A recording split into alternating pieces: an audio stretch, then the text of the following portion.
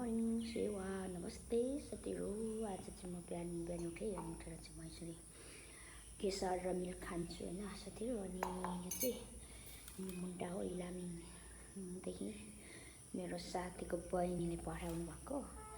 यहाँ चाहिँ लगभग अब इलाम अलिक उता सहरमा होइन कि अलिक गाउँतिर, अनि भनेको बेला गाडी पाउँदैन अरे। अनि उसले चाहिँ टिपेर राखेको रहेछ 2-3 दिन अगाडि। तर 2-3 दिन अगाडि टिपेको मुन्टा आज आउँदाखेरि चाहिँ उहिले राखेको छ साथीहरू। अनि आज चाहिँ हाम्रो झापामा चाहिँ हल्का घाम लागेको छ साथीहरू। अब चाहिँ असार सुरु भयो नि त, त्यही भएर घाम लागिरहेको छ। अनि यो चाहिँ मेरो फुलहरू साथीहरू मैले निकालिरहेको छु क्या मेरो फुल।